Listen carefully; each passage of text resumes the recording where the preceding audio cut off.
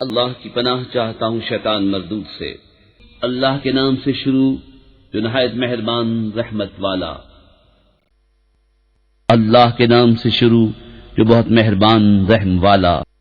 طور کی قسم اور اس نوشتے کی جو کھلے دفتر میں لکھا ہے، اور بیت معمور اور بلند چھت اور سلگائے ہوئے سمندر کی، بے شک تیرے رب کا عذاب ضرور ہونا ہے، اسے کوئی ٹالنے والا نہیں۔ جس دن آسمان ہلنا سا ہلنا ہلیں گے اور پہاڑ چلنا سا چلنا چلیں گے، تو اس دن جھٹلانے والوں کی خرابی ہے۔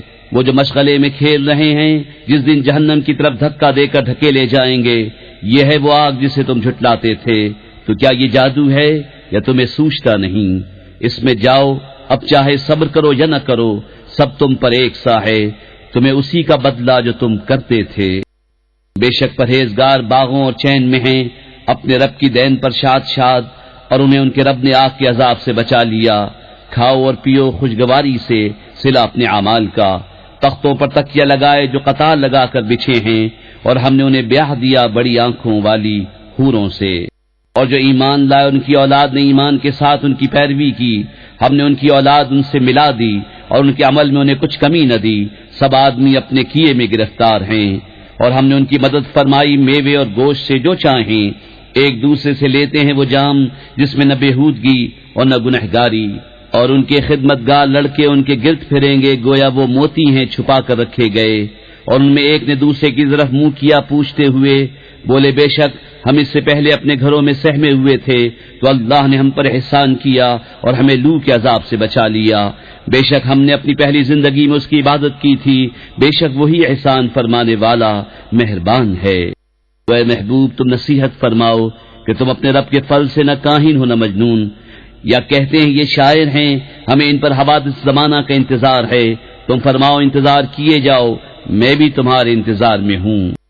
کیا ان کی عقلیں انہیں یہی بتاتی ہیں یا وہ سرکش لوگ ہیں؟ یا کہتے ہیں انہوں نے یہ قرآن بنا لیا بلکہ وہ ایمان نہیں رکھتے؟ تو اس جیسی ایک بات تو لے آئیں اگر سچے ہیں۔ کیا وہ کسی اصل سے نہ بنائے گئے یا وہی بنانے والے ہیں؟ یا آسمان اور زمین انہوں نے پیدا کیے بلکہ انہیں یقین نہیں؟ یا ان کے پاس تمہارے رب کے خزانے ہیں یا وہ کڑوڑے ہیں؟ یا ان کے پاس کوئی زینہ ہے جس میں چڑھ کر سن لیتے ہیں تو ان کا سننے والا کوئی روشن سند لائے؟ کیا اس کو بیٹیاں اور تم کو بیٹے؟ یا تم ان سے کچھ اجرت مانگتے ہو تو وہ چٹی کے بوجھ میں دبے ہیں؟ یا ان کے پاس غیب ہیں جس سے وہ حکم لگاتے ہیں؟